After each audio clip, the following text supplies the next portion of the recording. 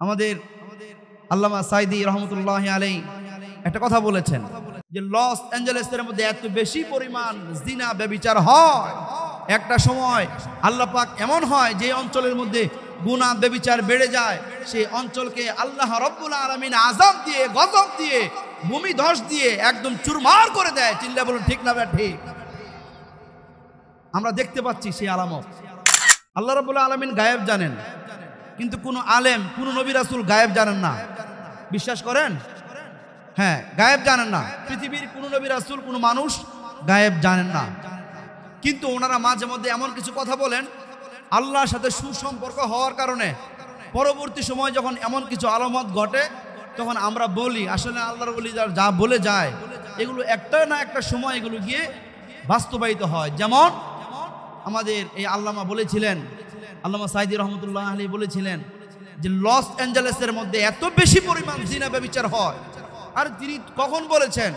যখন অ্যান্ড্রয়েড আর আইফোনের ভার্সন ছিল না, হাতে হাতে পর্নোগ্রাফি ভিডিও ছিল না, তখন তিনি বলেছেন যে লস অ্যাঞ্জেলেসের মধ্যে এত বেশি পরিমাণ জিনা ব্যভিচার হয়, একটা সময় আল্লাহ পাক এমন হয় যে অঞ্চলের মধ্যে গুনাহ ব্যভিচার বেড়ে যায়, সেই অঞ্চলকে আল্লাহ রাব্বুল আলামিন আযাব দিয়ে, গজব দিয়ে, ভূমি ধস দিয়ে একদম চুরমার করে দেয়। চিল্লা বলুন ঠিক না ঠিক?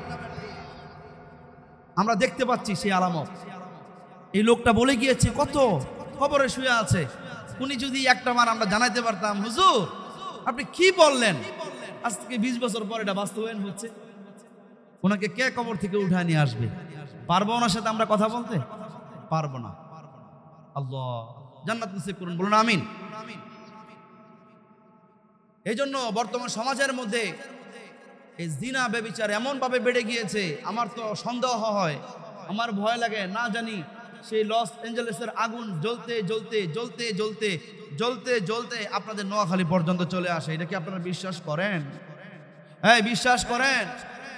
জিনা ব্যভিচারের আখড়া হচ্ছে আবাসিক হোটেল বর্তমান সময়ে। নাউযুবিল্লাহ বলেন।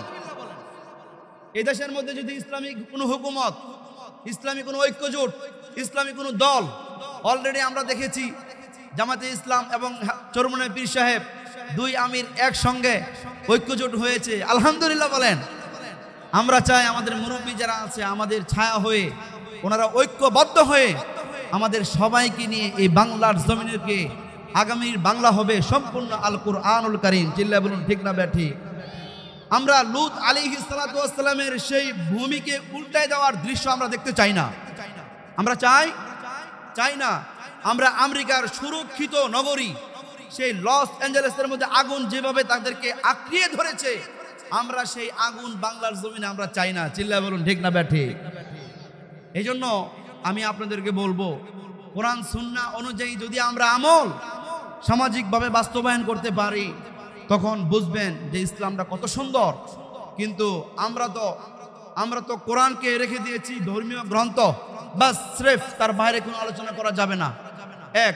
2 নাম্বার হলো আমরা আমাদের নবী মুহাম্মদ সাল্লাল্লাহু আলাইহি ওয়াসাল্লামকে শুধুমাত্র একজন ধর্মীয় নেতা বানিয়ে ওনার উপর আমরা রীতিমতো জুলুম করছি। এই কোরআনের সঙ্গে আমরা জুলুম করছি। এই কোরআনকে শুধুমাত্র ধর্মীয় গ্রন্থ বানিয়ে এই কোরআনের সঙ্গে আমরা জুলুম করছি। জুলুম, হ্যাঁ মুসলমান, আমরা জুলুম করছি।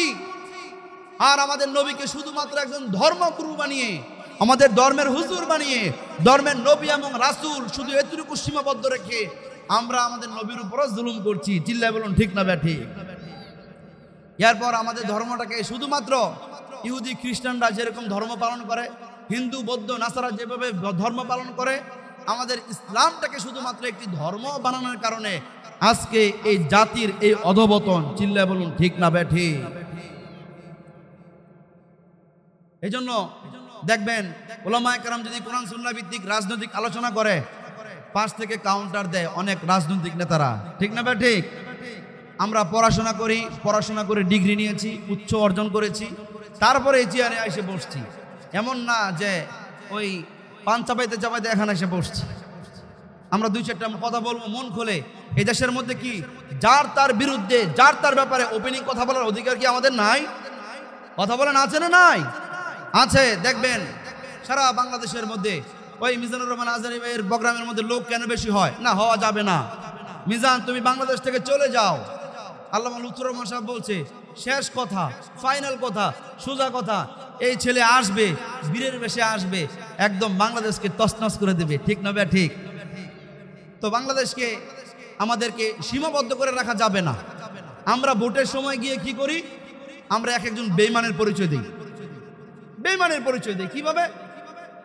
আমাদেরকে যদি আপনারা পেতে চান, আমাদেরকে দিয়ে জানাজা পড়াবেন, আবার বলবেন যে ধর্ম ব্যবসায়ী বলবেন না, এগুলি বলা যাবে না।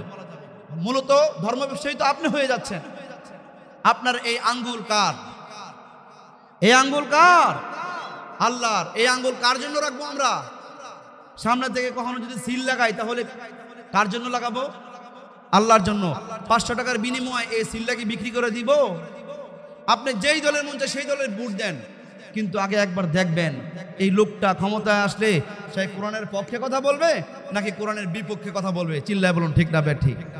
এটা দেখার দরকার আছে না নাই?